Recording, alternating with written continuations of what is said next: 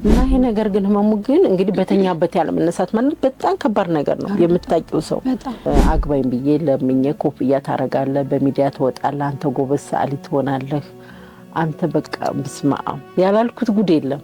ጥሩ ቤተሰብ ጥሩ አስተዳደግ ነበረኝ። ከኋላ የሆነ ጊዜ ደግሞ ያኛው ህይወታችን ዜሮ ሆነ። እሱ ጋር ሆነሽ ምን ልትሆኚ ነው? ጥለሽው ሂጂ፣ ከሱ ጋር ምን ትሰሪያለሽ? በጣም ብዙ ግፊት ነበር። ከዛ ሁሉ ያለውን ነገር ሁሉ እንግዲህ ተቀንሶ ሰውየው እንደውም ሙሉ በሙሉ ነፃ አደረገው ህክምናውንና አሁን የሚያስፈልገው የአየር ቲኬት፣ የሆቴል፣ የቪዛ የምግብ ብቻ ነው የሚያስፈልገውና ለዚህ ነው አሁን እየተሯሯጥን ያለ ነው። ሰላም እንዴት ናችሁ ተመልካቾቻችን? ዛሬ እንግዲህ የበዓል የፋሲካ ፕሮግራማችንን እዚህ የአቶ እስራኤል ቤት አድርገናል። እስኪ ከነሱ ምንማራቸው በጣም ብዙ ነገሮች ይኖራሉ።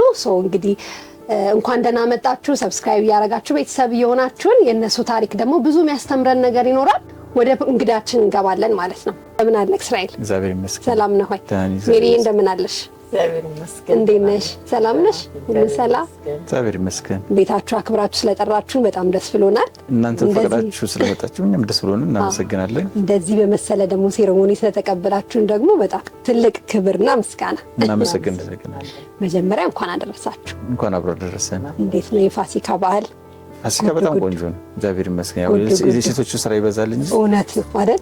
እንዴት ነው አንተም ታግዛለህ? አግዛለሁ። ስንት ነገር አለ፣ በስንት ነገር አግዛታለሁ። በሀሳብ አግዛታለሁ፣ በገንዘብ አግዛታለሁ፣ በሞራል አግዛታለሁ። እውነት ነው። ምኑ በጣም ተወዷል የፋሲካን በዓል? ፋሲካ በቃ ሁሉ ጊዜ ሰው ሰብሰብ ብሎ ተገናኝቶ የሚበላ የሚጠጣው ላይ እንሳተፍ፣ እሱ ደስ ይላል አይደለ? እንደገና ደግሞ ጾም ተፈቶ ጾም ተጾሞ ጾም አልቆ ደግሞ ወደ ሌላ ምዕራፍ ስንሸጋገር ደግሞ እሱ ሌላ ድምታ ነው፣ ደስ ይላል። ረጅም ጊዜም ተጾሞ ስለሆነ የሚባለው የሚፈሰከው ብዙ እንትኖች አሉት አሉት። ግን ጾም ጥሩ ነው፣ በአመዛኙ ጾም ጥሩ ነው ለሰውነታችን፣ ለጤናችን፣ ከመንፈሳዊ ህይወታችን ጋር ራሱ ጾም ጥሩ ነው። እሱ መስተሳሰር ከእግዚአብሔር ጋር መተሳሰር ይፈጥርልናል። ብዙ ጊዜ በምን ታሳልፋላችሁ በዓልን? በቀብርን ቤት ውስጥ ነው የምናሳልፈው። ጎረቤት እንሄዳለን፣ ያለውን ቡናም ሻይም የሚያቀርቡልን ተቃምሰን እንመጣለን። እኛም ደግሞ መልሰን ደግሞ እንጠራቸዋለን እንጂ ከቤታችን መርቀን አንሄድም። ብዙ አትርቁ።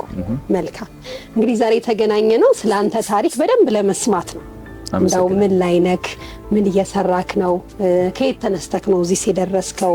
እና ብዙ ካንተ የምንማራቸው ነገሮች ይኖራሉ። እንደ ወጣት ብዙ ወጣቶች ካንተ መማር ይችላሉ ብዬ አምናለሁ። ከተገናኘንበት ጊዜ ጀምሮ እንደው በምንችለው መጠን ብዙ ሳንገናኝ ቀርተናል እንጂ ግን ብዙ ነገሮችን ለብዙ ሰው ኢንስፓየር የምታረግ ሰው ነክ ብዬ አስባለሁ፣ ፐርሰናሊ እኔ ማለት ነውና እንደው እስራኤል ማን ነው የሚለውን እስቲ ባጭሩ። እስራኤል ወልደ ሚካኤል ይባላል። የሙሉ ጊዜ ሰዓሊ ነኝ። አካል ጉዳተኝነት ምንም ሳይበግረኝ ምክንያታዊ ሳልሆን መስራት የምችልና ለብዙዎች አርአያ መሆን ሰዓሊ ነኝ ብዬ ነው የማምነው በራሴ ላይ ማለት ነው። ጉዳት አልባ ሆኜ ስዕል በጣም ወዳለሁ፣ ሰርቼበታለሁ። ጉዳተኛ ሆኜ ግን ያው መሀል ላይ ተጽዕኖ ፈጥሮብኛል። ያው ጤና እክል ሲፈጠርብሽ ማትቆጣጠሪያቸው ነገሮች ይፈጠራሉ።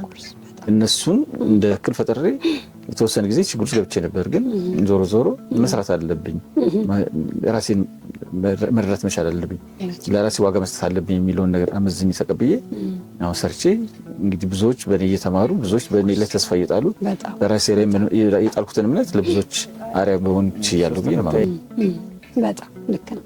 ሰላም ሜሪዬ እንደምን አለሽ? እግዚአብሔር ይመስገን። እንዴት ነሽ? እንኳን ደህና መጣችሁ። እንኳን ደህና ቆየሽን።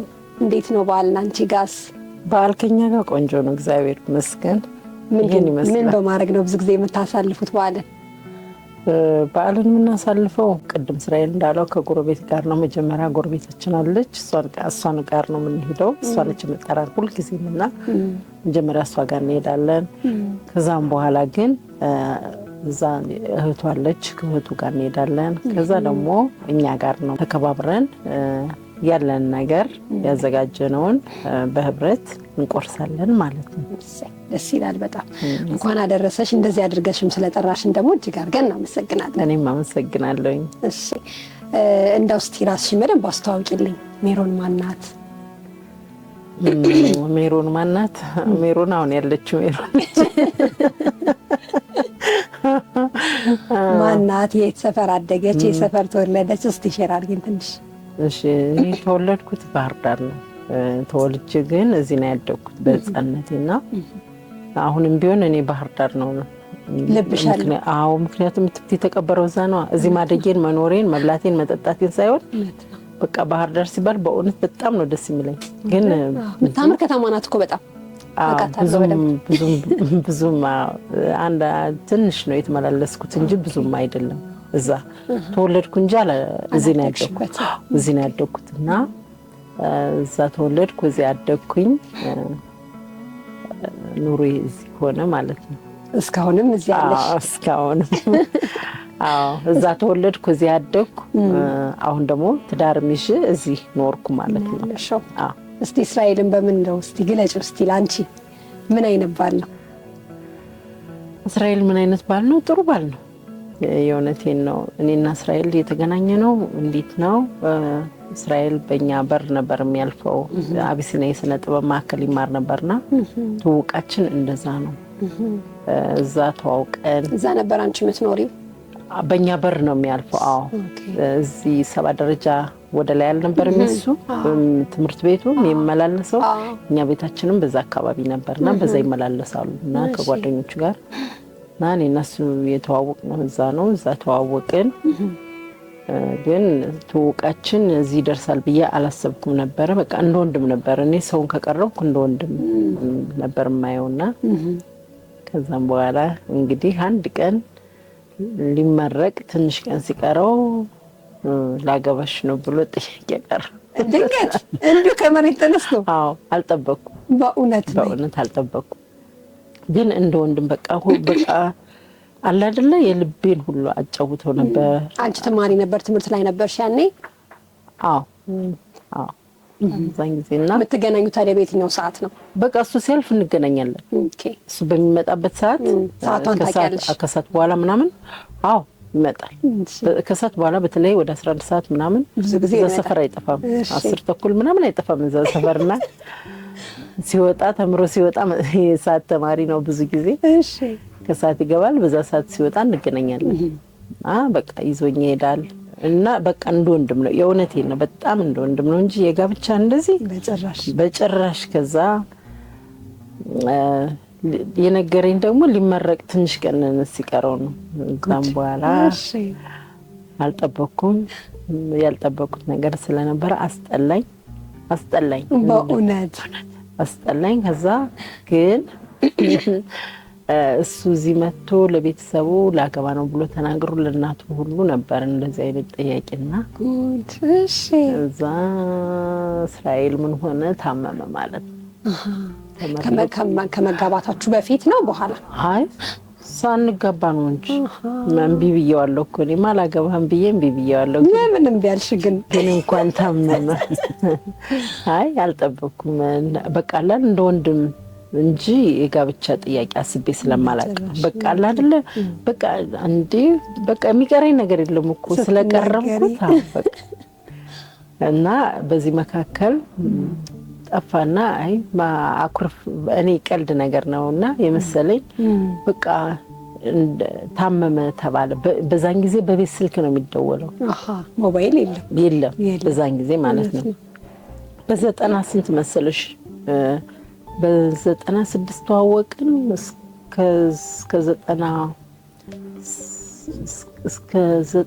95 ነው እንጂ ተዋወቅን። 95 ተዋወቃችሁ ነው አይደል? በጣም ረጅም ጊዜ። 96 ነው። በ99 ተጋባን። 99 ተጋባችሁ። ስንት ዓመት መሆኑ? አዎ። እና በዛን ጊዜ እንግዲህ እሱ እየተማረ ነው እንግዲህ ከዛም በኋላ ነውና ጠፋብኝና አላስችል ብለኝ በዛን ጊዜ በቤት ስልክ ነው የሚደወለው። በቤት ስልክ ደወለ። ቤት ስልክ ታቂ ነበር? አዎ እሺ። ከዛ በቤት ስልክ ስደውልለት ታሞኛል ብሎ ተኝቷል አለችኝ እና ምን ሆነ ምናምን ብዬ ከዛ ደግሞ በጓሮ በር ነው የሚገባው። እሺ ቤተሰብ እንዳያይ ነው እንዴ? በዛን ጊዜ ማን ይደፍራል? አሁን ነው እንጂ እኮ እኛ በእኛ ጊዜ እኮ ኧረ ተደባብቀሽ ነው። አዎ ስትወጭና ስቴጅ እንኳን የት ቆየሽ ነው የሚባለው። እኔ እውነቴን ነው ቤተሰብ ነፃነት ቢሰጥም ግን እንደዛ ይባል ነበር ነው። እንኳን ይሄ እኮ ትልቅ ነገር ነው እንዴ? ምን ሆነሽ ነው? ከዛ በጓሮ በር ታከብሪያለሽ እኮ ሰው እውነት በጣም በጣም ነው። እኔ ቤተሰቤን ባላከብር እሱ የሱን ቤተሰብ ማክበር አለብኝ። እሱ የኔን ቤተሰብ ባያከብር እኔ ደግሞ የሱን ቤተሰብ ማክበር እንደዛ ማለት እኮ የግድ ነው። መከባበር በጣም ወሳኝ ነገር ነውና ቤትሽ እንደ ቤትሽ ቢሆንም ቤተሰቦችሽ እንደ ቤተሰቦች ቢሆንም በዚህ ነገር ላይ ተደባብቀሽ አዎ እና በእንደዛ ሁኔታ ነበረ። ከዛ መጣሁኝ በጓሮ በር ገባሁኝ። እህቱ ቡና ቀራረበች፣ ጓደኞች መጡ። በጓሮ ተደባብቀን ገብተን ቡና እንደዚህ ዘው ብሎ ምናምን አይመጡብሽም ቤተሰቦቹ እና ከእህቱ ጋር ነው ቡናችን አፈላን። ሄድኩኝ በቃ ቻው ብዬ ሄድኩኝ። አሁንም ስደውል እንደታመመ ነው ይሄ ነገር እውነት ነው እንዴ ማለት ጀመርኩኝ። ከዛ እግሩን አሽቼለት ምናምን እሄዳለሁኝ እየመጣሁ ቡና ፍልተን እንደዚህ እየተጫወትን እሄዳለሁ እና ይሄ ነገር ግን ህመሙ ግን እንግዲህ በተኛበት ያለ መነሳት ማለት በጣም ከባድ ነገር ነው። የምታውቂው ሰው አብሮሽ እየዋለ አብሮሽ እየሄደ አብሮሽ እየተራመደ በተኛበት ያለ መነሳት ማለት እኮ በጣም ከባድ ነው። በጣም ከባድ እና የምታውቂው ሰው እንደዛ ሆኖ እየተመላለስኩ ስመጣ እውነት ግን እንዴት አመምከው ምናምን ስለው እህቱ እንዴ ሜሮን ቀልዳል ጠየኳት። እሷን ሜሮን በህመም ቀልዳለ ምናምን አለች ነው ብዬ ዝም አልኩኝ። ከዛ የእውነትም አሞታል። የእውነት ክርር ያለ የእውነት ህመም ነው ያመመውና ከዛ ሆስፒታል አንድ ሰው ነበር ቤቱ ሁሉ ዘግቶ ነበር የተቀመጠውና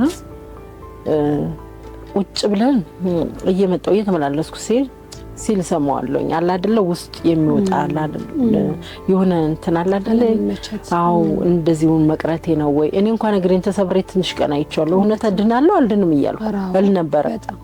ከዛ እንደዛ አይነት ስሜት ይሰማኝ ነበር ሰማዋለሁኝና ተስፋ እየቆረጠ እንዳይሆን ምናምን ብዬ በውስጤ ማሰብ ጀመርኩኝ። ከዛ ተኝቼ ማሰብ ወዳለሁኝ። ተኝቼ እንዴ እኔስ ብሆን ማለት ጀመርኩኝ። እኔስ ብሆን አልኩና እኔስ ብሆን ምንድነው መልሴ?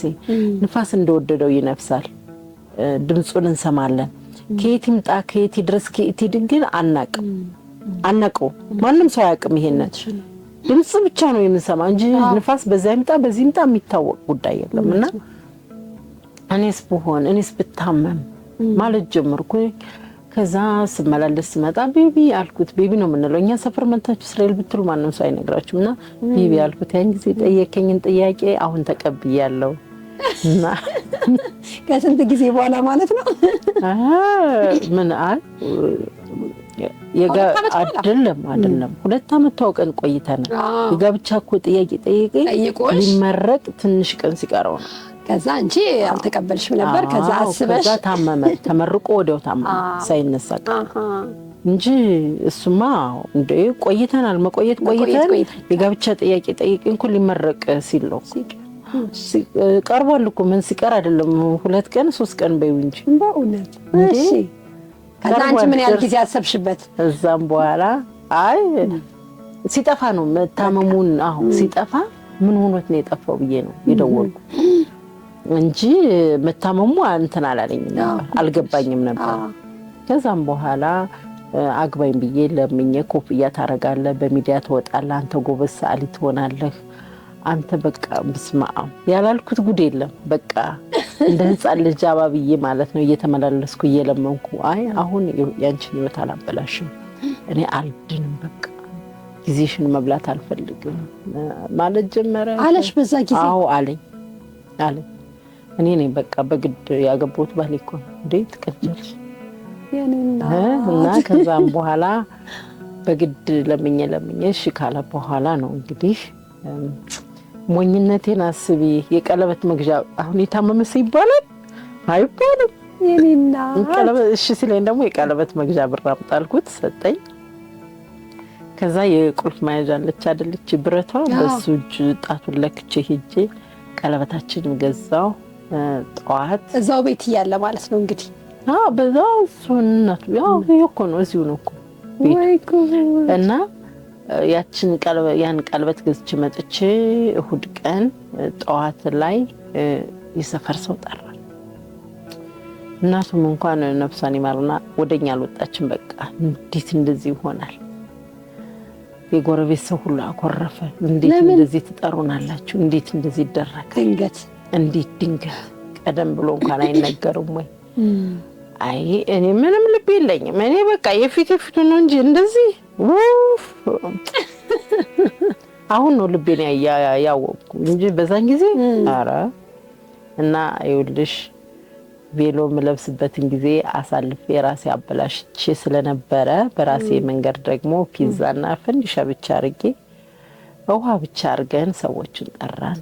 ያኮረፈውን ቢያኮርፉም ብቻ እንደዚህ ሆኖ አለፈ። ቀለበታችን አደረግን። ከዛም በኋላ እኔና እሱ ኑሮ ነው በቃ ማንም ሰው ቢጠይቅም ማንም ሰው እንትን ቢለን በቃ እኔና እሱ ኑሮ ይኸው። በጣም የሚገርም ታሪክ ነው። እንደዚህ ደግሞ በ99 ቀለበት አደረግን። በቃ እንደዚህ 99 ነው ሐምሌ 19 አይደለም ሐምሌ 19 ሳይሆን ሐምሌ 28 ነው ቀለበቱ ቀን ነበር። ቀለበታ በዛን ጊዜ ደግሞ የኔ ልደት ነው። ኧረ እባክሽ ሐምሌ 19 የኔ ልደት ነው። ሐምሌ ውስጥ እና ሐምሌ ድለኛ ወር ናት በጣም። ይሄን ይመስላል። እንደዚህ ነው የነበረው ልደታችን። ሜሪ በጣም ደስ ብሎኛል እንኳን አጋራሽ። ሜሪ እንግዲህ የጋብቻውን ሁኔታ በደንብ አድርጋ ተርካልናለች። እስኪ አንተ ስሜት አለክ? ስለዚህ እንደምታወራን ነገር ካለ እሷ የረሳችው የምትጨምረው ካለ? ምን ትረሳለች? ያው ሁሉን አውርተዋለች ቢ ነው ማስበው። በአንተ በኩል የነበረው ስሜት እንዴት ነበር? የነበረው ስሜት ብዙ ነው። ለምን አንድ ሰው ከነበረበት ወደ አልነበረበት ቦታ ሲቀየር ወይም ደግሞ ቅርጽ ሲቀይር ለራሱ ቢሰጠው ዋጋ አለ አይደል? በቃ ማነሱን ዋጋ እንደሌለው ተስፋ እንደሌለው። ለምን ከብዙ ውጣ ወረድ በኋላ ነው ስለ የተማርኩት። ያለፈው ህይወቴ ብዙ መከራዎች ነበሩበት፣ ስደትም ነበርና ያን ሁሉ አለፈ። ትንሽ እንደው ስለ ልጅነት አጫውተን እንደው እንደዚህ ካነሳ ነው አይቀር በኋላ እንዳንመለስበት። ልጅነቴ ጥሩ አስተዳደግ ነው ያደግኩት። በጥሩ የት ነበር ያደግከው? እዚህ ነው አልበ እዚህ ቤት ፒያሳ፣ እዚህ ቤት ውስጥ ያኛው ፊልም ታይሹ እዛው ነው የተወለድኩት። ጥሩ ቤተሰቦች ነበሩኝ። ጥሩ ሀብትና ጥሩ ዝና፣ ጥሩ የሚንቀሳቀሱ ሰዎች ነበሩ ቤተሰቦቼ። ስንተኛ ልጅ ነህ ለቤተሰብ? ለቤተሰቦቼ የመጀመሪያ ልጅ ነኝ። ለአባቴ እና በሁለት ሞግዚት ነው ያደግኩት። እውነት የሴትና የወንድ ሞግዚቶች አሉ። ነፍስ ሳላቅ እነሱን የተንከባከቡኝ እና በዛን ጊዜ ይሄ ማነው ስድ ፎቶ በቃ ይነሳሉ። የምታንሸራሸረኝ ማለት ሴት አለች እና በጣም ደስ ይለኛል እሱን ሳይ ማለት ነው። ነፍስ አላወኩም ግን ማናቸው ይጠይቃለሁ። ራሴን በቃ ጠረጠራለሁ። አቅፈውኝ ሲሄዱ ሲይዘውኝ ምናምን እና ጥሩ ቤተሰብ ጥሩ አስተዳደግ ነበረኝ። ከኋላ የሆነ ጊዜ ደግሞ ያኛው ህይወታችን ዜሮ ሆነ። ምን ተፈጥሮ ነው በመሀል የተፈጠረው? አባታችን ለውጥ መጣ መሰለኝ፣ የመንግስት ለውጥ መጣ። ከዛ በኋላ የራሱ ድርጅት ነበረው። በሰራተኞቹ በቃ እናንተ ተጠቀሙበት፣ እኔ ሙያ አለኝ፣ ትምህርት አለኝ፣ የትኛውም መንግስት ሰራተኛ ሆኜ መስራት እችላለሁ ይልና ጎዴ ኮተን ፋክተሪ ፕላንት ሊያደርግ እዛ ይሄዳል። የሶማሌ ጦርነት ሲመጣና ለውጥ ነበር እዛ ጊዜ አይደለም። የሶማሌ ጦርነት ሲመጣ ጦርነቱ ውስጥ ይሄ ማለት መቼ ነው? 69 ኦኬ። ጦርነቱ ውስጥ እሱ ፋክተሪ ነው የሚሰራው።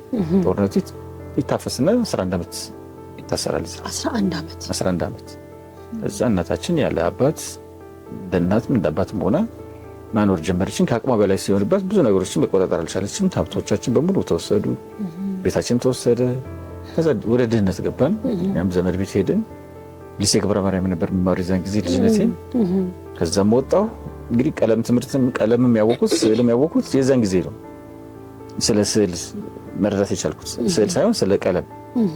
ከዛ ኤሌመንታሪ ከመንግስት ትምህርት ቤት ጀመርኩ። ሀብዬ እንደገና ቄስ ትምህርት ቤት ገብቼ አያቴ ቄስ ናቸው። ቄስ ቅስና ምንድን ነው አሁ ብዬ ቆጥሬ እንደገና እንደ አዲስ ከዛ ኤሌመንታሪ ገባሁ። ጥሩ ውጤት በስዕል አመጣለሁ። እናታችንም እየጎበዘች ምን እያለች ኤሌመንታሪ ጨርሼ ሃይስኩል ስገባ እናቴ ናፈቀችኝ። ወደ እናቴ ቤት መጣሁ። ልክ እንደመጣን የዛን ጊዜ 81 መሰለኝ አባታችን ከእስር ቤት ልውውጥ ይደረጋል። ከዛ መጣን። እሱም ሲመጣ እኛም ስንመጣ እኩል ሆነ። ተሰበሰብን። 4 ነን አንድ ላይ ደስ አለን። አንድ እህት ነው ያለች? 3 እህቶች ናቸው ከኔ በታች ማለት ነው። 3 እህቶች አሉ። ደስ አለን፣ ተሰበሰብን። አባታችንም መጣ። ያው ከሞላ ጎደል ወደ ነበረበት ባይሆንም ግን ሙሉ ሆንን። በስዕል ውጤቴም ጥሩ ሆንኩኝ። ከዛ ባህል ደግሞ እኔ የምወደው ስዕል ነው። የተፈጠርኩትም ለስዕል ነው። የምናፍቀውም ስዕል መስራት ነው። ህልሜም ስዕል ነው። ከዛ አባቴ በቃ ሙያ ነክ ምናምን እንጨት ስራ፣ ብረታ ብረት፣ ጋራጅ ምን ሁሉ ሞከርኩኝ። ገንዘብ ይገኛል ግን እርካታ የለውም። እዛ በቃ ቤተሰብ ምን ይል ነበር ግን? አሁን ሰፖርት ያደረግህ ነበር ስዕሉ ላይ? ስዕሉ ላይ እንዳጋጣሚ ሆኖ ሃይ ስኩል እንደገባን ጋሽ ወርቁ ማምጣቂያቸው እንደሆነ እሳቸው በ25 ብር ያስተምሩ ነበር። በ82 ይሁን 83 ይሁን አላውቅም። 25 ብር ጓደኛዬ ያው እንደዛ መሰለኝ ብቻ አላውቅም።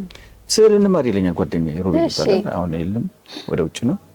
ከዛ እናቴ ልማራና ያቤት ስዕል ልማር አስመዝግቢኝ አልኳት። አይ ለእነ አፈወርቅ ተክሌም ለእነ ገብረ ክርስቶስም አልጠቀምም፣ አልፈ ፊዚክስ ማቴማቲክስን ብትማር ይሻላል አለች። አይገባኝም እውነት ነው። በሰዓቱ አትረዳውም ምንም። ብፈልገው ውጤት ለማምጣት ትማሪያለሽ። እውነት ነው። ግን ውጤት መጥቶ እንትን የለውም በቃ አይደለ እርካታ የለውም። እንደገና ደግሞ አልችልም የሚል መንፈስም አለ ደግሞ። አይገባኝም የሚል መንፈስ ሌሎችን ትምህርቶች ላንጉጅ ብቻ ትንሽ ይሻለኝ እንግሊሽ፣ ሌላ በቃ እስከዚህም ነኝ። ምንም ፍላጎቱ የለም። ሃይ ስኩል ጨረስኩኝ። ከዛ በቃ ሙያ ነክ ስራ ጀመርኩኝ። ስሞክር ገንዘቡ ይመጣል፣ ገንዘቡ ይጠፋል፣ ገንዘቡ ይመጣል፣ ስራው ይበዛል፣ ገንዘብ ይመጣል። ግን ጥሩ ያን ነበር። ለምን ገንዘብ የበለጠ ህይወት ለማሻሻል እንሰራው ስደት ለማድረግ ጅቡቲ ሄድኩኝ። ጅቡቲ ሄጄ ማን ሰፖርት አደረገ? ካውን ፋይናንሻሊ ምናምን ወደዛ ለመሄድ ወደ ጅቡቲ ለመሄድ ብዙ ብር ነበር? ደፋር ነኝ። ኧረ እባክህ እውነት ዝም ብዬ ተነስተን ሄድኩ ከጓደኛዬ ጋር። ብር ምናምን የላችሁ? ምንም ምንም ከአዲስ አበባ የነበረችን ብር ከአዲስ አበባ አላለፈችም። በባቡር ተሳፈርን። ባቡር ላይ እየሄድን የሆነ ልጅ ተዋወቅን። እናቴ ቤት ታርፋላችሁ ምናምን አለ። እሺ ብለን በቃ ተከተንበሪ ምናምን ትልቅ በር ምናምን ትልቅ ግቢ ትልቅ በቃ አይደል ገብተሽ የምትተኝበት አልጋ ቤት ምናምን የሚለቀቅልን ነበር የመሰለኝ። ኖርማል ቆርቆሮ ቤት ነው። እዛ ውስጥ ነው የወሰደኝ። ስለዚህ ቻሌንጆችን መቀበል ጀመርኩኝ። ምንም አይደለም ማለት ጀመርኩ። ቤተሰብ ምንም አላለም፣ እናት ምንም አላለችም። ምንም አላሉ። ደፋር ስለሆንኩኝ በቃ እንትን ይላሉ፣ ዝም ይላሉ። ጠፋ ብሎ ይጨነቃሉ። ያው ይፈልጉኛል። እኔ ደግሞ በዛ ሄድኩኝ። እዛ ድሬዳዋ ስንገባ መጀመሪያ በቃ ምንም ነገር አልተጠቀምንም። ከዛ የሆኑ ሰዎች ጅቡቲ እንደዚህ ስራ አለ፣ ምን ኮንትሮባንድ አለ፣ እሺ ተነስተን ወደ ጅቡቲ ሄድን። እሺ ይሄ የሚሆነው እንግዲህ መቼ ነው? በተምረቱ 87 88 እንደዛ አካባቢ። ከዛ እዛ ሄጄ ተመልሰን በቃ ብዙ አመት ተቀመጥኩ ጅቡቲ። ጅቡቲ ቦርደር ኢትዮጵያ ቦርደር ጅቡቲ እና ኢትዮጵያ ቦርደር ላይ ብዙ አመት ተቀመጥኩኝ። ምን ትሰራ ነበር እዛ? ምንም አልሰራው ስራ አለ። ሱቅ አይደለም፣ ሱቅ ውስጥ ሰርቻለሁ። እሺ ሆቴል ውስጥም ሰርቻለሁ። እሺ ፍየልም ጠብቄያለሁ። ኧረ እባክህ። እሺ እንግዲህ አልተናገርኩት ማለት ነው እኮ። ውሃ ቀጂም ነበርኩኝ። ኧረ እባክህ ወይ ጉድ። እሺ ብዙ ስራ ኮንትሮባንዱ እንዳለ ሆኖ ገንዘብ ይገኛል፣ ግን ገንዘብ ከዛ አያልፍም። ዛሬ ከምትጠቀሚያቸው ነገሮች አያልፍም። ኦኬ እሱም እርካታ አላመጣልኝ። ያዝኩትን ይዤ ወደ ሻንጣ ይዤ ስመጣ አባቴ ጊዮርጊስ አገኘሁት። መንገድ ላይ አውቶቡስ ተራ የወረድኩት ይመስለኛል። አለች ለእናት እየፈለገች ነው አለኝ። ደንታ የለውም እንትን ኖርማል አባቴ። ያው እሱ ከአስመራ ሲመጣ በባዶ እግሬ ነው የመጣሁት። ችግሮችን መቀበል አለብህ፣ መከራዎች መቀበል አለብን፣ ህይወት እንደዚህ ናት፣ ማሸነፍ መቻል አለብህ ብሎ ነው የሚነግረኝ። በጣም የሚገርም አባት ነው። እሺ እና 18 ሲሞላ ግን ከቤት ወጣለሁ ብሎ ነው እንትን ያለኝ። ፈረንጅ እንደዛ ነው፣ ውጭ ሀገር ተምሯል እሱ። እና ራስን መቻል ቀን ያስተማረኝ ራስን መቻል፣ በየትኛውም ነገር ራስን መቻል። ሞልቶክ ነበር ያኔ 18 ሞልቶክ ነበር ስትወጣ? አሁን እንደዚህ ጅቡቲ ስትሄድ? አዎ ሞልቶኛል። አቅራቢያ ይሆናል። 17 18 21 በዛ ውስጥ ናቸው። እና ልጅ ነኝ፣ ሰው ሁሉ ያቀርበኛል፣ ይወደኛል፣ እድል ይሰጠኛል። ወይ ደግሞ እንዴት አላውቅም፣ ብቻ የሰው መውደድ አለኝ እና ጥሩ ጸባይም አለኝ። ሰው አላስቀይምም፣ የሰው ነገር አልፈልግም። እና እኔም ዝቅ ብዬ እነሱ ከፍ ማድረግ ነው የምፈልገው። የትኛው ጓደኛ ቢሆን ማለት ነው። አብሮኝ የደረሱ ብዙ ነገር አይተናል ከጓደኛዬ ጋር። እሺ ብዙ ሰዎች ሲያቀርቡኝ እሱ እንዲገፋ አልፈልግም። እሱ ከሚገፋ አብረን እንድገፋ ብዬ ነው የምወጣው ከምጠቀምበት ቦታ ላይ ማለት ነው። ለምን አብሮኝ የመጣው አይደለ? አብሮኝ ከመጣ ነገሮችን ሁሉ በጋራ መጠቀም መቻል አለብን። ብዙ ድሎችም ዋጋ አስከፍሎኛል በእንደዚህ አይነት አካሄድ። ለምን ይጸጽትሻል በኋላ የሆነ ጊዜ ላይ ከፍ ስትይ ዝቅ ብለሽ የምታስቢያቸው ነገሮች ያላሳካቸው የነበሩ ነገሮች ምክንያት የሆኑብሽ እና አሳክተሽ ደግሞ ያን ሳታሻግሪ ስትቀሪ ያላየሽውን ጉድለትሽን ጥሩ ኑሮ ላይ ስትኖሪ ሊያስቀይምሽ ይችላል፣ ስሜትሽም ሊጎዳ ይችላል። በዛ መንገድ ያው እሱ እንዳይጎዳ እንዳልጎዳ አብረን ተጎድተን ከብዙ ዓመት በኋላ ደግሞ ተመልሼ መጣሁ። ምን ያህል ጊዜ ቆየክ ማለት ነው በስደት? አንድ ላይ ወደ 6 ዓመት። 6 ዓመት? አዎ ጅቡቲ ብቻ አይደለም ኬንያም አለኩ። ኬንያም ሄደካል? መጣሁኝ። እዚህ መጣሁ። አባቴ ነገርኩሽ አይደል መንገድ ላይ እንዳገኘ መጣሁ። ተደሰቱ በጣም በቃ ቁጭ አልኩኝ። ከዛ መውጣት ሲጀምር ንግግሬም ተቀይሯል፣ ሁሉ ነገር ተቀይሯል። ባህሉን መስያለሁ፣ ያኛውን ባህል መስያለሁ። አዎ። ከዛ አንድ ልጅ መጣ። አንተ ቤቢ አቤት ካንተ ጋር የሆነ ሀገር እንሄዳለን እንዴ? ደግሞ አንተ ምን አሰብኩ ደግሞ አንተ አልኩት። አይ ኬንያ አስቤያለሁ ብር አለኝ ምናምን አለ። እሺ አልኩት። እሱ ነው ብር ያለው አንተ የለህም ነበር። አሁን በጨበጣ የሚባል ነገር አለ። ከዛ በኋላ 7000 ብር ያለኝ አለ። በጣም ብዙ የዛ ጊዜ ብር ዋጋ አለው። በጣም ብዙ። ከዛ በኋላ ብሩ ሲወጣ ስንት ብር ቢያገኝ ጥሩ ነው? 3000 ብር። የት ሲል?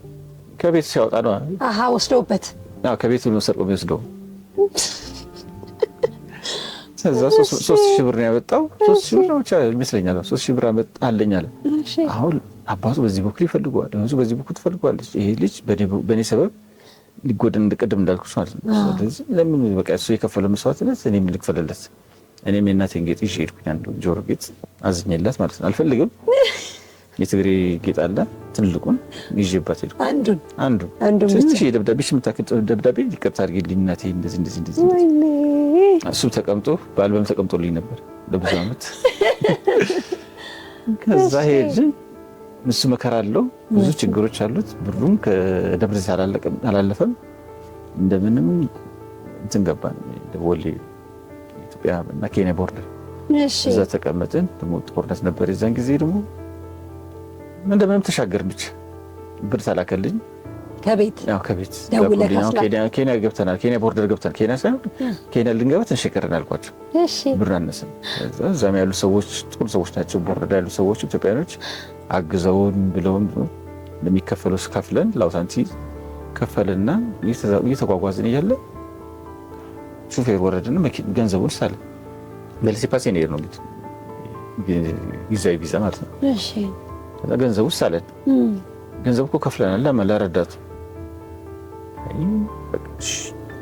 ሳንበላ ሳንጠጣ 4 ቀን መኪና ውስጥ ታሽገን እንደምን ደረሰ። ከዛ መከራ መቀበል እንግዲህ አይደለም ምንም አልሆንም።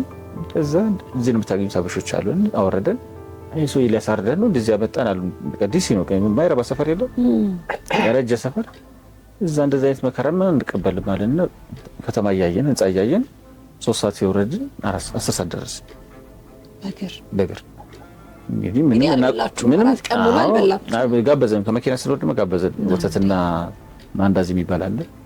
እሱም በላን። አምን እንደ ቦምቦሊኖ ነገር ማለት ነው። አጠገብን። ከዛ ተጉዘን የሆነ አንድ አበሻ ልጅ አገኘን። ኬንያ የመጣች ከካምፕ ነው አለ። ከኢትዮጵያ ነው የመጣችው ከአዲስ አበባ። ፖሊስ አልያዛችሁም አለ። ለካ ፖሊስ ይያዛል ያስራል። እሱ ደግሞ ትንሽ አሳረፈና ካበዘንና ወደ ተወሰደን ወደ ነበረበት ሰፈር ወደ ወረድንበት ሰፈር። ከዛ ሰፈር አይወጣም ነው። እዛ ነው አበሻ የምታገኙ። እዛ ነው ጥሩ እንክብካቤን ጥሩ ድል የምታገኙ። እዛ እንደምን ብለን እዛ ትንሽ አወራን። ሰውየው የምናውቀው ሰው ስንፈልግ የለም ምንም ነገር የለም። በረንዳ ላይ ማድረግ ጀመር። አንድ 3 ቀን መከራ እንግዲህ ተቀበል። ካርቶን ታነጥሻለሽ። የሚሰራ ህንጻ ስር ነው። እሱን አየን። አሜሩ እንደዚህ አይነት ነገር ሰውራ አትወድም። ያለፍኩባሽን ባወራላት ቶይ ታለቅሳለች። እኔ እኮ እንደ እንትን እኮ ነው የማየው፣ እንደ አንድ እርከን የለም እንዳለፍኩት እንዳሸነፍኩት። ማሸነፍ ይቻላል የሰው ልጅ። ከዛ እንደምን ብለን እዛ ደረስን። ከቆይታ በኋላ ሰው አገኘን። ያ ሰው ደግሞ አቅም የለውም። እዛ ምን ማድረግ አለበት? ራስ መቻል እንዴት ነው?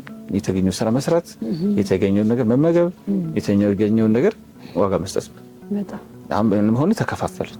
እሱም የራሱን ድርሻ እኔም የራሴን ድርሻ። አይሽ እንዴት እንደምትለያይ ግድ ነው እንግዲህ።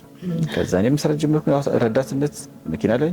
እሱም እንደዛ ጀመረ። እሱ በትንሽ እየተባረረ ትንሽ ቆይቶ ወይተርነት ገባ። እኔ በዛው ቀጠልኩኝ። እየኖርኩ ያለ እሱ ከፈትኩኝ። እዛው ደስ ቢል አገር እኮ ኬንያ በጣም ቆንጆ ኑሮ መኖር ጀመርኩኝ። የዛን ጊዜ ደግሞ እንትን አለ ሪፈረንደም አለ ኤርትራና ኢትዮጵያ እንትን ጦርነት ነበረ ማለት ስደተኛ መጣ።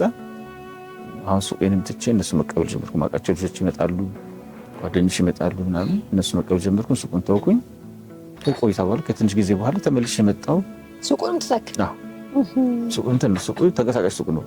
መንግስት መሬቱን ከፈለገ ከተሸጠ ተነሻታ ቦታ ካገኘ ታስቀምጫለሽ። እንግዲህ ከዛ ሁሉ ስደት በኋላ ተመልሼ መጣሁና የምወደው ሙያ የምወደው በቃ ዋጋ መከፍለለት ስል አቢሲኒያ የስነ ጥበብ ማሰልጠኛ ተቋም ቴሌቪዥን ላይ ይታያል። ይሄ ነገር ለእኔ የተፈጠረው አልኩኝ። ለእናቴ ነገርኳት። እንደ ስራ ቀን ሄድን አብረን እንደ ጻልሽ ያስመዘገበችኝ ያለፈውን ጊዜ ለማካካስ ተማርኩኝ፣ ተመረኩኝ። ደስ አለኝ። በቃ ተቆጣጠርኩት። በቃ ዓለምን በስዕል ተቆጣጠርኩት የሚል ነበር መንፈሴ። የሚል ስሜት ፈጠረ። ከዛ ደስ አለኝ። ሰው ስዕል አጀማመርክ እንደዛ ነበር ማለት ነው። ከዛ በፊት የነበረውን በሙሉ ተተክ። ከዛ ልክ ትምህርት ቤቱ ስትገባ ነው በትክክል ስዕልን የጀመርከው። ስዕልን ዋጄ ላይ ገባ። ስዕል መስራት ስዕልን ማወቅ ተረዳሁኝ። አሁን አወኩኝ። አሁን ያስኩኝ አልኩኝ። ግን የሆነው ሆነና እኔ ባልታሰበው ሁኔታ ጠዋት ተኝቼ ማታ በሰላም ቡና እንደ ሻይ ጠጥተን ተጫውተን በነጋታው መንቀሳቀስ አልቻልኩም። ምንም በድንገት ነው እንግዲህ በድንገት የቀኝ እግሬ ማለት ነው። ከዛ ተስፋ ቆረጥኩኝ። ጨለማ ውስጥ ቁጭ አልኩኝ።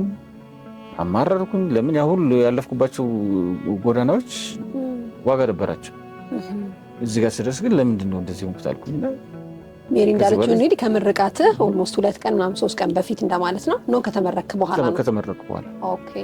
ከዛ በቃ ዶክመንቶችንም ሳልሰበስብ ማለት ነው። የምርቃቱን ምንም ወረቀቶችን ሳላሟላ ማለት ነው። ከዛ ተስፋ ቆርጦ ጨለማ ውስጥ ቁጭ አልኩኝ። ዋጋ ቢስ ነኝ አልኩኝ። ማራባ ነኝ አልኩኝ። ሕክምና ምናምን ተጀምረክ ነበር ያኔ ነው? በቃ ሕክምና ምናምን በቃ ታይ ምን መሰለሽ ስዕል ብቻ ነው። መንፈሴም ህይወቴም ስዕል ነው። አሁን ይሄን እንደዚህ እናሳካለ ብዙ ውጥን ነበር ጓደኞቼ ጋር በጣም እናሳካለ የምናቸው ነገሮች ነበሩ። እነዛ ሁሉ ሳይሆኑ ቀሩ። እኔ ቁጭ አልኩኝ። ባንዴ ዓለም የተደፋበት ነው መሰለኝ። ቤተሰብ መጥቶ ይለምነኛል። ሕክምና ቦታ ይጣል። ከዚህ ዋጋ የለኝም። ምንም ሕክምና ቦታ መሄድም አልፈለግም ነበር በሰዓቱ። ኦኬ 15 ቀን ቢፋቢል 3 ወር ቢሆን ይችላል አላውቅም። ብቻ ጨለማ ውስጥ ቁጭ አልኩኝ። ራሴ በቃ ምግብ ይሰጠኝ እበላለሁ። ከዛ በኋላ ነው ሜሮን መታ ስትመላለስ የጋብቻ ስጠይቀኝ ቅድም እንዳልሽው እንዴት ተቀበልከው ስትይኝ በቃ በአንድ ጆሬ ጥሩ ነው፣ በአንድ ጆሬ ደግሞ ውሸቷ ነው። እንደዛ የሚል ስሜት ነበር ውስጥ። ለምን ለራሴ የምሰጠው ዋጋ የለም፣ ዜሮ ሆኗል። ግን የሚያመዝነው የትኛው ነው? ቤተሰብ ሊሰለች ይችላል፣ ገንዘብ ሊያልቅ ይችላል፣ ብዙ ነገሮች ላይደረጉልኝ ይችላሉ። እኔም ደግሞ ለራሴ ላደርግ ይችላል። ስለዚህ እሷ መታ እኔ ጋር ዋጋ ከከፈለች እኔ ለእሷ ዋጋ መክፈል አለብኝ የሚለውን ነገር ማጎልበት ጀመርኩኝ። እሱ ላይ ራሴን ዋጋ መስጠት እንዳለብኝ አመንኩኝ። ሜሮን የምትለው ጥሩ ነገር ነው። ለእሷ ለእኔ ከተሰጠች እኔ ለእሷ መስጠት መቻል አለብኝ የሚለውን ነገር አመንኩኝ። ወስና ከመጣች እኔ ደግሞ የሚገባትን ነገር ለእሷ መስጠት እንዳለብኝ አመንኩኝ። እያለን መኖር ስንጀምር ትዳሩን እንዳለችሽ ጠዋት ጠርታ ማታ እንደ ቀለበት እንዳደረግን ሰዎችም ያዘኑብን ማዝን እንዳሉ ሆኖ ከዛን ጊዜ ጀምሮ ቤታችን ሞልቶ ቤታችን ሁሉ ነገር ሆኖ ትዳር የሚባለውን ነገር ተከባብረን እየኖርን ነው። አሸንፈናል። በጣም እንዲያውም ስልክ ስደውል አንድ ሚላት ቃል አለች አይደለ? የሆነች ቃል አለች ያስቀመጥካት። እስቲ እሷ አሸናፊዎች ታሪክ በአሸናፊዎች ትጻፋለች። ምን ማለት ነው? ታሪክ በአሸናፊዎች ትጻፋለች ማለት ተሸናፊ ከሆንሽ ማንም አይፈልግሽም። አሸናፊ ከሆንሽ ግን ሁልጊዜ እየተሻገርሽ ስትሄጂ አንቺን የሚከተልና በአንቺ የሚማር ብዙ ሰዎች አሉ፣ ብዙ አይኖችም ይኖራሉ። ያንን ተጽዕኖ ያደርጋል ብዬ ነው የማምነው።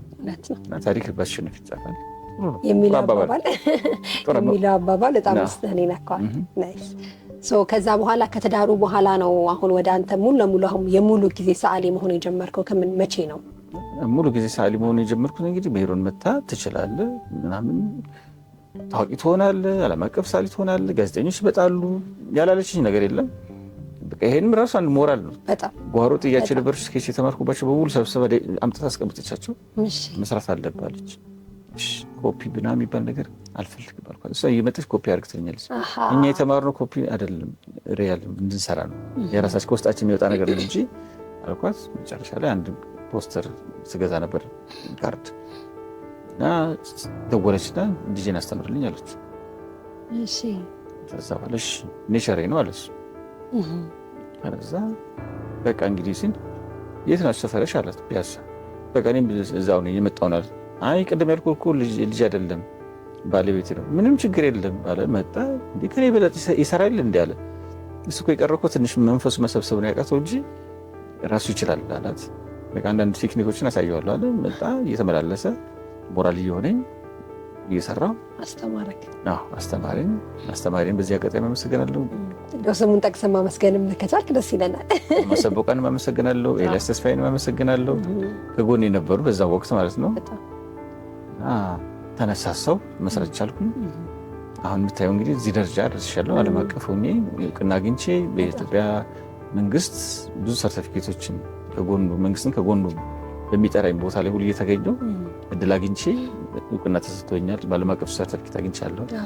ከ37 በላይ ኤግዚቢሽን አድርጌያለሁ በግሩፕ ለመጀመሪያ ጊዜ። በዚህ አሁን በተከሰተው ጉዳይ የግሌን ኤግዚቢሽን አሁን አድርጌ የካቲት ላይ አድርጌ የተሳካ ነበር። ያው ገንዘቡ ባይሆንም ለብቻ ሶሎ ማዘጋጀት ትልቅ ነገር ነው። ለምን ለሚቀጥለው ምዕራፍ መንደርደሪያ ይሆናል።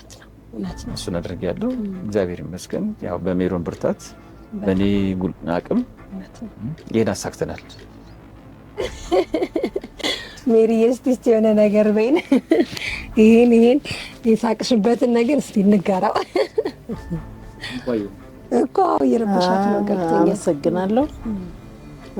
እኔ ከትዳር በኋላ እስቲ ያለውን ደግሞ ከትዳር በኋላ እንግዲህ ይኸው ከዚህ ደርሰናል ማለት ነው። እግዚአብሔር ይመስገን። ለሚያይ ሰው ከባድ አድርጎ ነው የሚወስደው እኔና እሱ እንደዚህ መኖራችንን፣ ግን ከባድ አይደለም። ሰው ከልቡ ካሰበበት አካል ጉዳተኝነት እንዴት እንደሚመጣ ስለማይታወቅ ማለት ነውና በዚህ ሁኔታ ውስጥ ማለፉ መልካም ነው።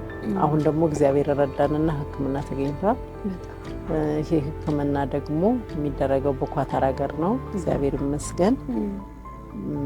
ታክሞ ደግሞ ይድንልኛል ብዬ ተስፋ አድርጋለሁ፣ እጓጓለሁ። የእውነት እንኳን ታመመ ብዬ አግብቻለሁ። ምክንያቱም ባይታመም አላገባውም ነበር። ስለታመመ ነው ያገባሁትና ያመልጠኝ ነበር። ጥሩ ባል ነው ያገኘሁት። ጥሩ ሰው ነው። ፊቱ ላይ አይደለም ግን ጥሩ ሰው ነው። የእውነቴን ነው። ቤተሰብ ጓደኛ ምን ይል ነበር? ግን አሁን በዛ ጊዜ ትልቅ ውሳኔ ነው አንቺ የወሰንሽው እኮ። ከባድ ውሳኔ ነው። ቤተሰቦች እንደሰሙ በቃ ይመክሩኝ ነበር። እንደውም እግዚአብሔር ረዳኝ። እግዚአብሔር ስላገዘኝ ነው እየመከሩኝ። አያውቁትም ነበር። ካዩት በኋላ ግን እነሱ ነገራቸው ሁሉ ተገልብጦ ወደሱ ነበረ።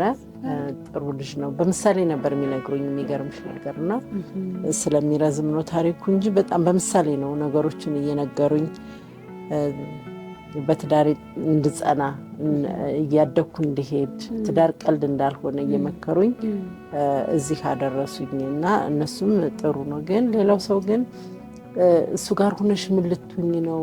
ጥለሽው ሂጂ፣ ከእሱ ጋር ምን ትሰሪያለሽ? በጣም ብዙ ግፊት ነበረ። ግን እኔ ደግሞ እያዳመጥኩት የነበረው ልቤን ነው። ምክንያቱም ልቤን አዳምጬ እንደመጣው ልቤን ነው መስማት ያለብኝ እንጂ ውጭ ያለውን ሰው አይደለም።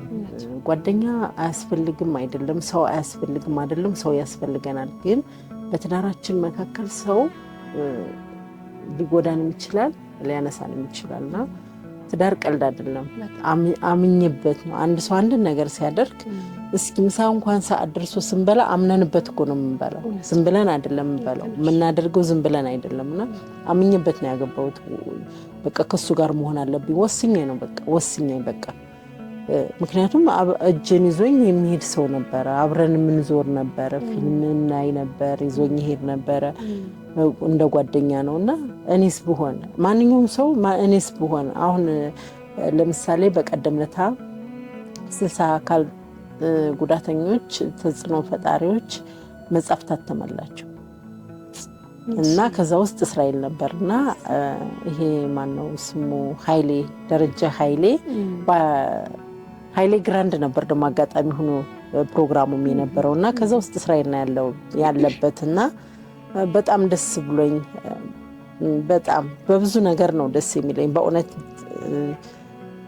ለየት ያለ ስሜት ነው የተሰማኝ ምክንያቱም አካል ጉዳተኞች እንደሚችሉ ለራሳቸው አይደለም ለሰውም ይተርፋሉ አካል ጉዳተኛ እውነቴን ነው የሰው ልጅ አካል ጉዳተኛ ብዬ ነው የማስበው አእምሮ ነው በቃ አእምሮ ካልሰራ በቃ ማንኛውም ሰው ብዙ እኮ አሉ የምናያቸው እግር እጅ ያላቸው እየተንቀሳቀሱ ግን ቁጭ ብለው ድንጋይ ላይ ጫት የሚቅሙ አሉ የሚጠጡ አሉ የሚሰክሩ አሉ የሚሳደቡ አሉ ባይበሉም ባይጠጡም ባይሰክሩም ባይቅሙም የሚሳደቡ ደግሞ ይሄ ደግሞ እንደተጽሎ አድርገውት እንደተስጦ አለ አይደለ ቁጭ ብሎ አንድ ነገር ላይ እሱን የሚያደርጉ ሰዎችን አቃለውኝ እኔ ብዙ ሰው አቃለውኝና እነሱ ደግሞ አካል ጉዳተኛ ሆነው ደግሞ አካል ጉዳተኞች እሱን ወክዬ እናገራለሁ እውነቴን ነው በጣም ጎበዝ አካል ጉዳተኞች አሉ ለምሳሌ እንደ ምሳሌ በወስድ ብሩኬሽ ጥላለ በጣም ጎበዝ ነው ዓለም ጋላሪ አለች በጣም ጎበዝ ነች በጣም የብሯቸው ላይ ቁጭ ብለው ለምሳሌ እነ ባህሩ አንድ መስሪያ ቤት የሚሰሩ የሚመሩት መስሪያ ቤት ብቻ መስራት አይደለም መስሪያ ቤቱን የሚመሩት አካል ጉዳተኞች አሉ በጣም ጎበዝና አካል ጉዳተኝነት ማለት ለኔ እንደሚገባኝም እንደማየው እንደማስበው አካል ጉዳተኝነት ማንኛውም ሰው በምን መንገድ ይመጣል በምን መንገድ ያልፋል የሚባል ሳይሆን አካል ጉዳተኝነት ልክ እንደ ንፋስ እንደቀድም እንደነገርኳችሁ እንደ ንፋስ ነው በቃ ድምጹን ነው የምንሰማው እንጂ ከየት ይምጣ ከየት ይሄድ ምክንያቱም ይሄ ሰው እጄን ይዞኝ እየሄደ እየዞረ የነበረው ሰውዬ ተኝቶ ነው መነሳት ያልቻለውና ያ መጽሐፍ ምን አስተያየት ተሰጠላለ ተባለ ደረጃ ኃይሌ ኮሜዲያንና እስራኤል ወልደ ሚካኤል የሚባለው አለ የሱ ታሪክ ነው እኔ የገዛኝ ሲል በእውነት በጣም ደስ አለኝ እና አካል ጉዳተኝነት ያለ መሆን ዋስትና የለንም ይላል መጽሐፉ ላይ ርዕሱ ማለት በሱ ቦታ ላይ በእስራኤል ቦታ ላይ ያለው አካል ጉዳተኛ ያለ መሆን ዋስትና የለንም ያለው ልቤን ነክቶኛል አለ እና እስራኤል ሰርቶ መውጣቱ አይደለም ለኔ ትልቁ ነገር በየትኛውም ቦታ ላይ ስዕሎቹ አንድ አመት ይሸጣል አንድ አመት ላይ ይሸጥ ይችላልና የሱ ስራዎቹ ወጣው ሰው አይቷቸው ሲመጡ በጣም ነው ደስ የሚለኝ በጣም እሱ ጋር ቆመው ለምሳሌ መንግስት ራሱ በመንግስት በኩል በሱ መጠየቁ በጣም ደስ ይለኛልና ሰርቶ ስለተገኘ አካል ጉዳቱ ሳይከለክለው ሳይገድበው ሰርቶ ስለተገኘ ነው ለምሳሌ ኮሮና ነበር አይደለ ለኮሮና ሰጥቷል ለቀይ መስቀል 2 ጊዜ ሰጥቷል የሚየለም የሚባል ፕሮግራም ነበር ለሱ ሰጥቷል ለጉጂ ሰጥቷል ለአፋር ድርቅ ሰጥቷል እንደገና ደግሞ የሆነ ምንድን ነበር እነዚህ ወሎች እንደገና ደግሞ አረ ሌላ ደግሞ አለ ምንድነው የሚባል ለነሱ ለቀይ መስቀል ብያለሁ 2 ጊዜ እና ለአባይ ግድብ እንኳን በግሩፕ ተሽጦ የሱም ስራ አለበትና በዚህ ሁሉም የመንግስት ወረቀት የምስክር ወረቀቶች ተሰጥቷል በዚህ በጣም ደስ ይለኛል ግን አንድ ነገር ቅር የሚለኝና ዝቅ አድርጎ ሁሉ ጊዜ ደግሞ እንደዚህ ሆኖ ደግሞ ሞራሉን የሚነካው ነገር ደግሞ ሁሉ ጊዜ የሚያሳዝነኝ መስረና ማሳያ ቦታ የለውም ይሄን መንግስት እየጠየቀ መንግስት ግን ይሄን ነገር መስጠት ከብዶታል ማለት ነው ይሄ በጣም ያሳዝነኛልና ይሄው እግዚአብሔር ይመስገን ዝናብ ሲመጣ ያፈስባቸዋል አሁን እዛ ውስጥ ማአት ስራ ነው ያለው ያለ ቀላል ስራ አይደለም ስራዎቹ ብዙ ናቸው እዚህ ሁሉ እንደዚህ ተደርድረው ያው ቤቱም ስለሚያፈስ ጭምር ነው ሸራ አልብሻቸዋለሁ እንደዚህ ነው ሁሉ እንግዲህ ሸራ ተሸፍኖ የተቀመጠ ስራ ነው የተሸፈኑት ስራዎቹ ስለሚያፈስ ቤቱ ማለት ነው ስል ያው ለህክምናው ይሆናሉ ከህክምናም ያለፉ ይሆናሉ ማለት ነውና ይሄን ይመስላሉ ከዛም ጋር አለ ሳሎኑ ስዕል በስዕል ነው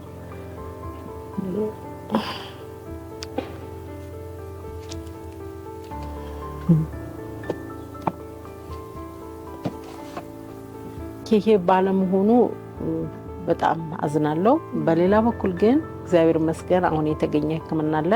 እስኪ ስለ ህክምናው ትንሽ አድርጊ ነው። አሁን የተገኘ ህክምና አለ። ምክንያቱም ህክምናው የተገኘው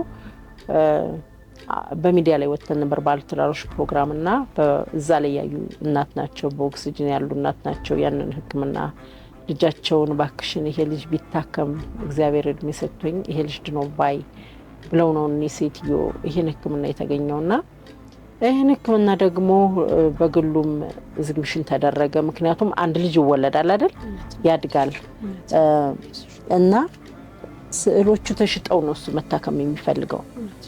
ሳሊውም ራሱ ስዕል እናዋጣ ብለው ነበር፣ ግን ስዕል እንዲዋጣ አልፈለግንም። ምክንያቱም በቤታችን ውስጥ ወደ 700 ሚሊዮን ስራዎች አሉት። እነዚህ ስራዎች ወጥተው ተሽጠው ራሱን እንዲያሳክሙት እንደገና ደግሞ በፕሪንትም ቀርበው እነሱም ደግሞ ሁሉም እንደያቅሙ ገዝቶ እነዚህ ተሽጠው ቢታከም በጣም ደስ ይለናል ማለት ነው። የተገኘውም ኳታር ነው። አሁን የሚያስፈልገው ህክምናው በነጻ አድርጎልናል። ከ2.5 ሚሊዮን ብር ሰውየው ቀንሶ ከዛም በላይ ነበር ብሩ ማለት ነው። ከዛም በላይ ነበር እና ከዛ ሁሉ ያለውን ነገር ሁሉ እንግዲህ ተቀንሶ ሰውየው እንደውም ሙሉ በሙሉ ነጻ አደረገው ህክምናውንና አሁን የሚያስፈልገው የአየር ቲኬት፣ የሆቴል፣ የቪዛ የምግብ ብቻ ነው የሚያስፈልገውና ለዚህ ነው አሁን እየተሯሯጥን ያለ ነው። ምን ያህል ብር ተዋጥቷል? ምን ያህል ብር ይቀራል? አሁን የሚቀረው እንግዲህ ወደ እንጃ በደንብ እርግጠኛ አይደለሁም፣ ወደ 300 ምናምን ሺህ ብር ይቀራል። እሱ ይቀራል እንጂ ሌላው እንትን ነው። ሌላው ሁሉ በእነዚሁ በስዕሎቹ ተሰብስቧል። ይሄ ሆኖ ደግሞ ችምብር ደግሞ ደርሶ ደግሞ ከታሰበበት ቢደረስ እና ቢታከም ይመጣ ደስ ይለኛል። ይሄን ይመስላል እንግዲህ እግዚአብሔር ይመስገን። እሺ ሜሪዬ እናመሰግናለን። እና እስረሽ እንግዲህ እሷ ሜሪዬ ብዙ ነገር ብላናለች፣ ብዙ ነገር ነግራናለች።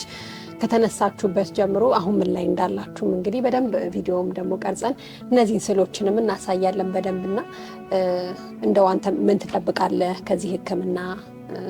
እንደው ምን ቢደረግልህ ደስ ይልካል? እስቲ አንተን ሀሳብ ደግሞ ጠቅለል አድርገህ እስኪ ሼር አድርግ። አመሰግናለሁ። መጀመሪያ እንግዲህ ይህን እድል ሳገኝ እስከዛሬ ስዕሎች እያከሙኝ ነበረ። አሁን ደግሞ ከፍሎ ሊያሳክሙኝ ነው። ይሄ ትልቅ ነገር ነው እና ለብዙዎችም ደርሰዋል። እየታዩ የሚያክሙ ናቸው ስዕሎቼ እና ዶኩ ሜዲካል ቱሪዝም ሆስፒታል ይባላል። በኳታር የሚገኘው በኢትዮጵያውያን የሚመራ ነው። ይህን እድል እንግዲህ ሲያመጣልኝ እንግዲህ አስቦ ፈቃደኛ ሆኑ ነፃ አድርጎልኝ ስለሆነ እኔ ደግሞ ቶሎ ብዬ ሄጄ እድል ብጠቀም እኔም ደግሞ ለምስጋና ያደረጉልኝ ሰዎች መልሼ ደግሞ የማመሰግንበት እድል እንዲፈጠር እንፈልጉና ውሎ ሳያደር ሳይዘገይ ቢሆንልኝ በጣም እድለኛ ነኝ ምኞቴ ነው። ለምን አንድ ዓመት ሊሞላ ምንም ያህል አልቀረውም። ሕክምናው እንደዚህ አርግ ቪዛ ኮንስሌሽን ቡክድ ሁሉ ሆኖ ነበር። ብር ስለሌለን ተቋረጠ እና በየጊዜው ይቀያየራል። አሁን እዚህ የነበረው ምንዛሪ የዛኛው ጊዜ የሚመጣው ምንዛሪ ሊቀያየር ይችላል። ስለዚህ ያ ሁሉ ሲሆን ተጀምሮ ከሚቋረጥ መልካም ሀሳብ ያላቸው ሰዎች በመግዛት ማገዝ እንዲማገዝ ፕሪንቶችን በቅናሽ ዋጋ ናቸው። 1500 ብር ጀምሯል እና በዛ መንገድ መታገዝ መግዛትም ለቤታቸው ማድመቅ የሚችሉ ሰዎችም ከጎኔ ቢሆኑ እኔም እሱን አመሰግናለሁ። ሐኪም ቤቱን ባለቤቶችን አመሰግናለሁ። እዚህ ቦታ እንድገኝ ደግሞ ያደረ ፈቃደኛ የሆኑትም እናትና ልጅን ከጎኔ የሆነው ብዙዎች ሰዎች አሉ። እነሱንም ተሰማንም አመሰግናለሁና ሲሆን ደግሞ የበለጠ ደግሞ ብዙዎች ደግሞ ማመሰግንበት እድል እንዲፈጠር የሚፈልገው እና ከጎኔ እንዲሆኑልኝ በዚህ አጋጣሚ ምኞቴ ነው። እንግዳ አድርጋችሁን ጋብዛችሁን ይሄን የመሰለ ጊዜ አብረን ስላሳለፍን በጣም ደስ ብሎናል። በመጨረሻ እንግዲህ ዳቦ ቆርሰን ደግሞ እንለያያለን ማለት ነው። እናመሰግናለን። እሺ፣ መልካም በዓል። መልካም በዓል ለሁላችንም። አመሰግናለሁ።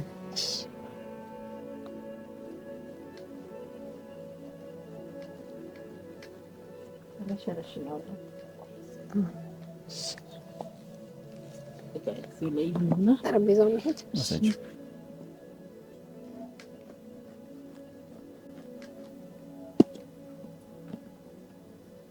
የሜሪዬ ሙያ ሊታይ ነው እንግዲህ ጠይቁ